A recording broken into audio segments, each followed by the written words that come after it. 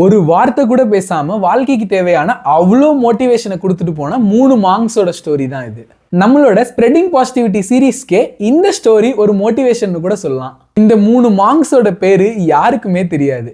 Reason, நீங்க அவங்கள்ட்ட போய் இவங்க பேர் என்ன அப்படின்னு கேட்டீங்கன்னா அவங்க உங்களை பார்த்து சிரிச்சுட்டு அங்கேருந்து போயிடுவாங்க. ஸோ இவங்க யாரு, இவங்களோட மோட்டிவேஷன் என்னன்னு யாருக்குமே தெரியல. இவங்க மொத்த வாழ்க்கையிலையும் ஒரே ஒரு தடவை தான் பேசியிருக்காங்க. அது எப்பங்கிறது இந்த ஸ்டோரியோட எண்டில் உங்களுக்கே தெரியும். நார்த் சைடு ஆஃப் சைனால ஒரு 3 மாங்க் இருக்காங்க. அந்த 3 பேரும் நண்பர்கள். இந்த 3 பேரோட வேலையே என்ன அப்படின்னு கேட்டிங்கன்னா, நார்த் சைனால ஒரு கிராமத்தை செலக்ட் பண்ணுவாங்க. அந்த கிராமத்துக்கு போயிட்டு அந்த கிராமத்தோட சென்டரில் நின்றுக்குவாங்க. இந்த 3 பேரும் அங்கே நின்றுட்டு சிரிக்க ஆரம்பிச்சிருவாங்க. சிரிப்பாங்க 5 நிமிஷம் 10 நிமிஷம்லாம் இல்லை, ஒரு நாள் ஃபுல்லானாலும் சிரிச்சுக்கிட்டே இருப்பாங்க. அவங்கள பார்த்து இன்னொருத்தவங்களுக்கு சிரிப்பு வர வரைக்கும் சிரிச்சுக்கிட்டே இருப்பாங்க. கொஞ்ச நேரத்தில் 2 பேர் சிரிக்க ஆரம்பிப்பாங்க, 2 பேர் 4 பேர் ஆகும், 4 பேர் 8 பேர் ஆகும். கொஞ்ச நேரத்தில் அங்கே ஒரு கூட்டமாக கூடி எல்லாருமே சிரிக்க ஆரம்பிச்சிருவாங்க. அந்த ஒரு கூட்டம் சிரிக்க ஆரம்பிச்சதுக்கு அப்புறம் அவங்க எதுக்கு சிரிக்க ஆரம்பிச்சாங்க, என்ன ஏதுன்னு எதுவுமே தெரியாம அந்த மொத்த கிராமமும் அந்த கூட்டத்தை பார்த்து சிரிக்க ஆரம்பிச்சு அந்த மொத்த கிராமமுமே சிரிச்சுக்கிட்டே இருக்கும். அவ்வளவுதான், மொத்த கிராமமும் சிரிக்க ஆரம்பிச்சோன்னா நம்மளோட வேலை முடிஞ்சிருச்சு அப்படின்னு இவங்க அடுத்த கிராமத்துக்கு கிளம்பிடுவாங்க.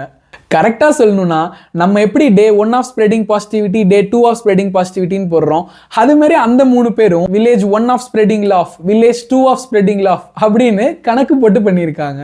இப்படி வேற வேற கிராமத்துக்கு போய் ரொம்ப வருஷம் ஆகுது. அவங்க அந்த இடத்துல ஃபேமஸும் ஆகுறாங்க. ஆனா இவங்க பேரு யாருக்கும் தெரியாதனாலையும், இவங்க கிட்ட பேரு கேட்டா இவங்க சிரிச்சுட்டு போயிடுறாங்க அப்படின்றதுனாலையும் இவங்களை 3 லாஃபிங் மாங்க் அப்படின்னு கூப்பிட ஆரம்பிக்கிறாங்க. இப்படியே பல வருஷம் ஆக அந்த மாங்குக்கும் வயசாக ஆரம்பிக்கும்ல, அவங்களுக்கு வயசாகுது. ஆனாலும் அவங்க தன்னோட வேலையை பண்ணிக்கிட்டே இருக்காங்க. ஒரு நாள் ஒரு கிராமத்துக்கு போய் அங்க இருக்கவங்களை சிரிக்க வச்சுட்டு அன்னைக்கு நைட்டா அங்கேயே தங்கிடுறாங்க. அப்போ அன்பார்ச்சுனேட்லி ஒரு மாங்க் அங்கேயே இறந்துடுறாரு. ஆனா இது தெரிஞ்ச மொத்த சைனா பீப்புளுக்கும் மனசுல இருந்தது ஒரே ஒரு விஷயம் தான். இப்போ இந்த மீதி 2 மாங்க்கும் இதுக்கு எப்படி ரியாக்ட் பண்ணுவாங்க அப்படிங்கிறது தான்.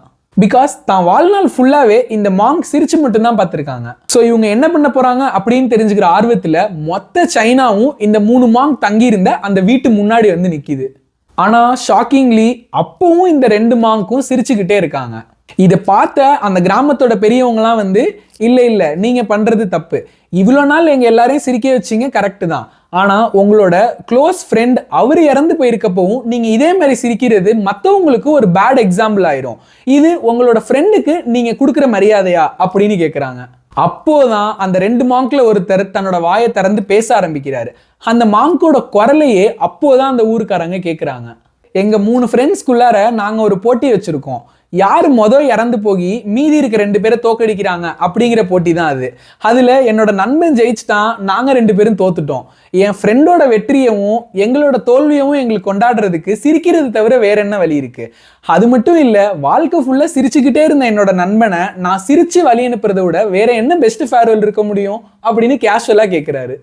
அது மட்டும் இல்ல, சைனா பீப்புள்ஸ் கிட்ட எப்பவுமே அவங்க ஒரு வழக்கம் வச்சிருப்பாங்க. அங்க இறந்து போனவங்களை குளிப்பாட்டிட்டு புது ட்ரெஸ் போட்டுட்டு தான் இருப்பாங்க.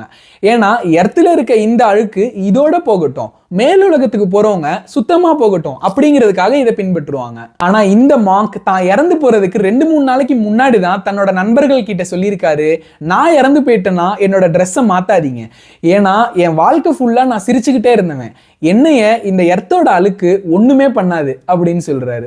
சோ அவரோட வார்த்தைக்கு மதிப்பு கொடுக்கிற விதமா அவரோட ட்ரெஸ்ஸை மாத்தாம அவரை அப்படியே எரிக்கிறாங்க. அவர் அப்படி எரிக்கும் போதுதான் அவர் ஏன் அப்படி சொன்னாரு அப்படிங்கிறதுக்கான ரீசன் அந்த மக்களுக்கு புரிய ஆரம்பிக்குது. சைனாவோட ரொம்ப ஃபேமஸான அந்த வானவெடிலாம் இருக்குல்ல, மேலே போய் கலர் கலராக வெடிக்கும்ல, அந்த வெடி எல்லாத்தையும் தன்னோட ட்ரெஸ்ஸுக்குள்ளார அவர் திணிச்சு வச்சிருந்திருக்காரு. ஸோ இவர் உடலை எரிக்கும் பொழுது அந்த வெடியெல்லாம் மேலே போய் கலர்ஃபுல்லாக வெடிக்க ஆரம்பிக்குது. அந்த வெடியை பார்த்த அந்த மக்கள் இவருக்கு மரியாதை செலுத்துற விதமா சிரிச்சுக்கிட்டே அந்த வெடியை பார்க்குறாங்க. ஸோ தான் வாழ்க்கை ஃபுல்லா சிரிக்க வச்சுக்கிட்டே இருந்த ஒருத்தர் தான் இறந்து போறப்பவும் எல்லாரையும் சிரிக்க வச்சிருக்காரு. ஒரு விஷயத்த நோட்டீஸ் பண்ணிருக்கீங்களா? நீங்க சிரிக்கிற ரீசனை மற்றவங்க கிட்ட சொன்னீங்கன்னா உங்களோட சிரிப்பு அதிகமாகும்.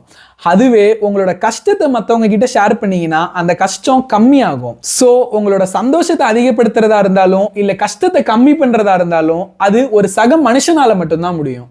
அதனால உயிரில்லாத இந்த திங்ஸ் மேல காட்டுற ஆர்வம், அதனால நமக்கு வர ஸ்ட்ரெஸ், டிசப்பாயின்மெண்ட் இதெல்லாம் ரொம்ப ஈஸியாவே அவாய்ட் பண்ணலாம். அதுக்கான ஒரே சொல்யூஷன் சிரிங்க.